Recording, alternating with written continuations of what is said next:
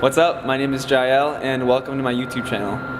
And this is my 2007 Honda S2000. So I thought I'd start by giving you all a really basic walk around of what the car looks like right now so that we're all on the same page as to what we're working with. The car sits right now as I purchased it. Nothing's been added, nothing's been taken off. This is exactly how it sat when I bought it. It's a 2007, which means it's an AP2 is the chassis code. The AP1 ran from 2000 to 2003 and they looked a little bit different. They had a little bit different, the bumpers were a little bit different, the tail lights and the headlights were a little bit less updated, which is why I opted for the later model, just because it looks a little more current. It's, I feel like it kind of blends in with most modern cars. I really like old school cars. I mean, I love them, I enjoy them, but I mean, for something in terms of like daily driving, I wanted something that was a little bit more modern. So this car in particular is a clean title.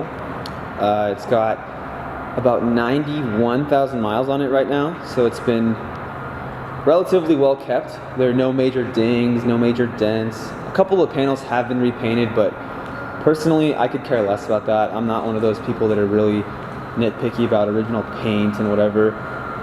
I believe I'm the 4th owner. I think I'm the 4th owner. Again, not that that matters. The color code for this car is Grand Prix White, which is personally one of my favorite whites ever, and it's probably hard to see on camera, but it's kind of an off-white. Came with the factory front lip spoiler. It's missing a few odds and ends, little bits and pieces, but my intention is to get those sorted out, document them, and just kind of see where we go from there. So I finally decided to start a YouTube channel, and I thought I would begin this video series by kind of explaining what my logic is behind this project and just sort of where my thoughts are.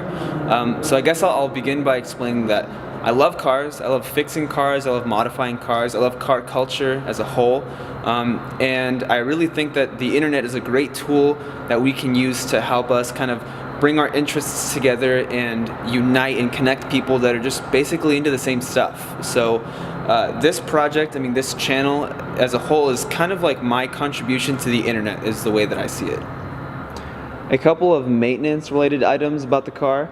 The car came with stock wheels, came with Michelin Pilot Super Sport tires on all 4 corners, which is actually a really big plus considering that this tire is kind of an expensive tire and is actually a really high quality tire and comes standard on a lot of more modern BMWs, for example.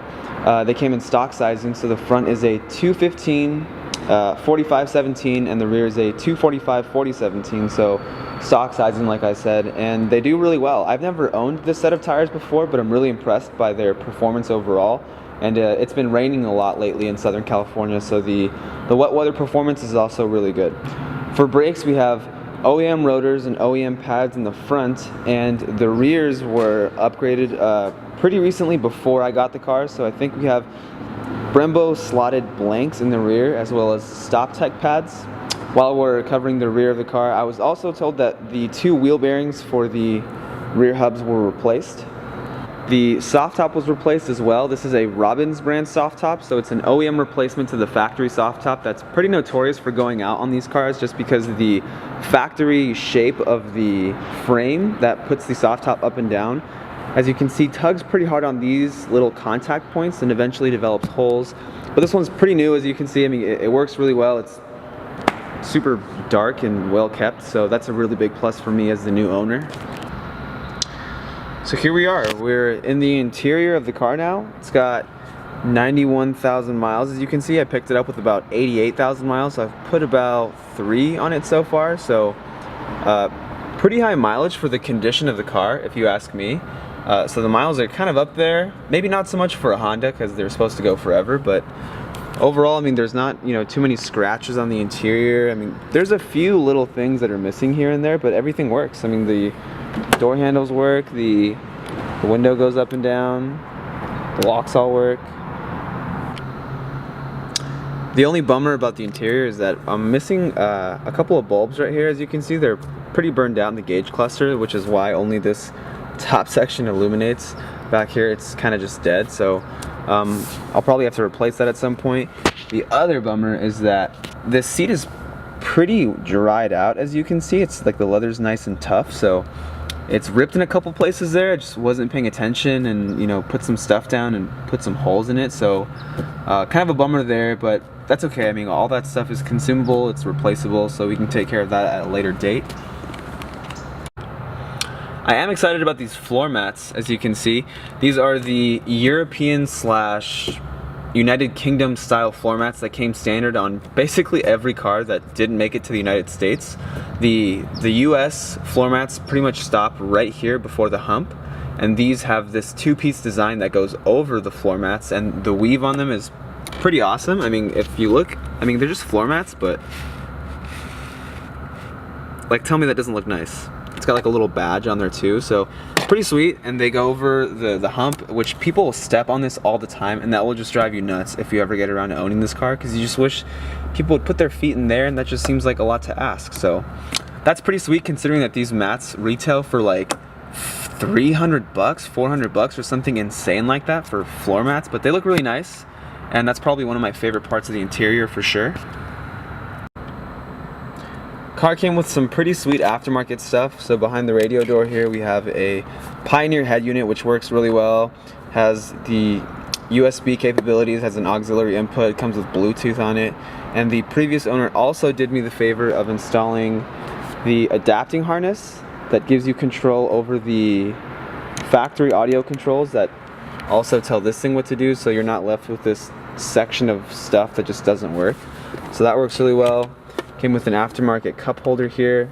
It kind of folds up into itself because this thing is pretty much useless, considering that your hand goes right here and you have to shift through it.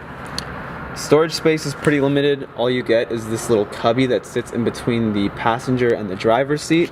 However, these little shelves, believe it or not, didn't come standard, so all you pretty much have is like this hole.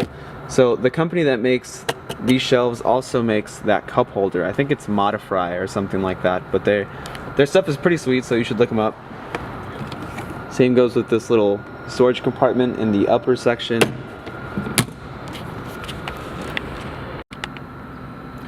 Car also came with this spoon mirror. It's an authentic spoon mirror, which is pretty cool.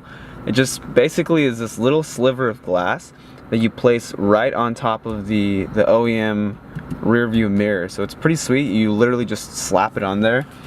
And what it does is it has like an extra wide angle, which shows you a ton more of what's coming behind you. And it has that little, let's see if I can get it on camera. It has a little spoon logo on there, which I just think is so sweet.